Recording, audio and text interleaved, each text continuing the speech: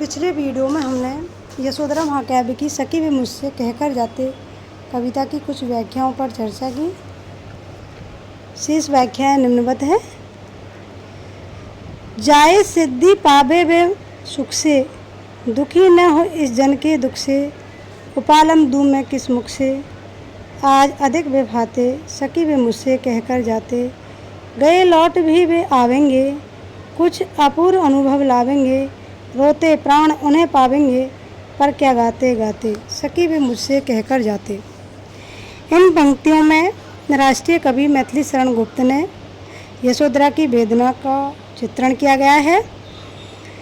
गुप्त ने सिद्धार्थ के गृह निष्क्रमण के पश्चात भय वेदना से पीड़ित यशोधरा के मनोभावों को सुंदर रूप में चित्रित करते हुए कहा है।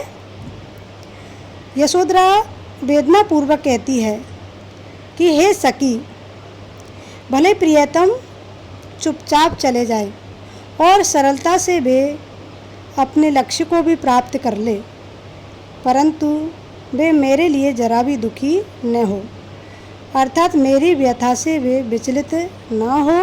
कहने का मतलब ये है कि सिद्धार्थ जिस लक्ष्य को हासिल करने के लिए चुपचाप बन को चले गए, उस लक्ष्य की उन्हें प्राप्ति हो और उस लक्ष्य में मैं बाधा ना बनूं।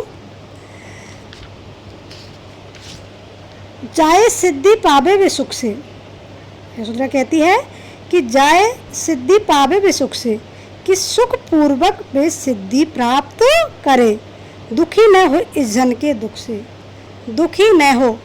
और इस जन मतलब यशोधरा के लिए है कि मेरे दुख से वे क्षण भर भी विचलित ना हो। उपालंब दूँ मैं किस मुख से, अब मैं उन्हें किस मुख से उपालंब दूँ। जब उन्होंने मुझे इस योग्य माना ही नहीं, तो मुझे उन्हें उपालंब देने का भी कोई अधिकार नहीं है। अब मैं किस मुख से उन्हें उलाहना दूँ, क्योंकि जब उन्होंने मुझे पूछा तक नहीं, तो फिर मैं उलाहना कैसे दूँ। प्रश्न चिन्ह अंकित करते हुए कहती है, यदि वे मुझसे पूछ कर जाते, यदि वे मुझसे आज्ञा लेकर जाते, तो वे आज दूर प्रवासी रहने पर भी मुझे बहुत अच्छे लगते तथा मैं उनका जो यश है उसका गुणगान करती। लेकिन जब उन्होंने मुझे इस लायक ही नहीं समझा, तो अब मैं किस मुख से उनकी यशोगाथा का गान करूं तथा मैं किस मुख से उन्हें उपालंब दूं। अर्थात मुझे तो उन्होंने उपालंब योग भी नहीं छोड़ा। यशोधरा आगे कहती है कि सिद्धि प्राप्ति हेतु यदि वे घर से चुपचाप चले गए हैं और ऐसा नहीं है कि वो वापस नहीं आएंगे, कुछ समय के बाद वे लौट भी आएंगे, लेकिन अपने साथ जो अपूर्व ज्ञान, अपूर्व अवरूप लेकर आएंगे, उन ज्ञानों से मुझे विभिन्न प्रकार के अनुभव प्राप्त होंगे, परंतु अब मेरे जो ये प्राण है वो उन्हें रोते रोते ही प्राप्त हो सकेंगे। कहने का मतलब यह है कि वो जो जिस सिद्धि की प्राप्ति के लिए वो गए हैं, उनको वो प्राप्त करके वापस लौट आएंगे, यह मेरा दृढ़ विश्वास है। लेकिन यदि वो मुझसे पूछ कर जाते, तो मैं उन्हें हंसती हुई ही स्वागत करती, लेकिन उन्होंने मुझे इस लायक नहीं समझा, इसलिए वो जब पुनः लौट कर आएंगे तो मुझे वो रोते हुए ही प्राप्त करेंगे। पर क्या गाते गाते सखी वे मुझसे कहकर जाते, यदि वो मुझसे पूछकर जाते और मुझे इस योग्य समझते, तो मैं पूरे उत्साह, पूरे हर्ष उल्लास, पूरी उमंग के साथ उनका अभिनंदन करती। अतः ही सखी, यदि वो मुझसे कहकर निष्क्रमण के लिए जाते तो कितना अच्छा होता, और बिना बताए चले गए। यही वेदना मुझे आघात पहुंचा रही है और इसी वेदना से मैं संतप्त हो रही हूँ। मैथिली शरण गुप्त ने इन पंक्तियों में परित्यक्ता नारी की व्यवस्था और पुरुष की स्वच्छंदता का सुंदर चित्रण किया गया है, और भारतीय नारी का जो स्वाभिमान है, जो गौरव है, उसका भी उल्लेख किया गया है। और ये पद खड़ी भाषा में लिखा गया है। अगला जो पद है वह है प्रियतम तुम श्रुति पथ से आए, तुम्हें हृदय में रखकर मैंने अधर कपाट लगाए। मेरे हास विलास किंतु क्या भाग्य तुम्हें रख पाए। दृष्टि मार्ग से निकल गए ये, तुम रस में मन भाए। प्रियतम तुम श्रुति पथ से आए। यशोधरा क्या कहे और अब, रहो कहीं भी छाए। मेरे ये निश्वास व्यर्थ यदि तुमको खींचने लाए। प्रियतम तुम श्रुति पथ से आए। इन पंक्तियों में मैथिली शरण गुप्त ने सिद्धार्थ गौतम मुक्ति लाभ हेतु यशोधरा को त्याग कर वन को चले गए। तब यशोधरा अपने आप को बिल्कुल अकेला मानने लगी और पूर्व के जो अनुभव है उनके बारे में सोचती हुई कहती है कि यशोधरा कहती है, प्रियतम तुम मेरे हृदय में सबसे पहले श्रुति मार्ग से आए थे।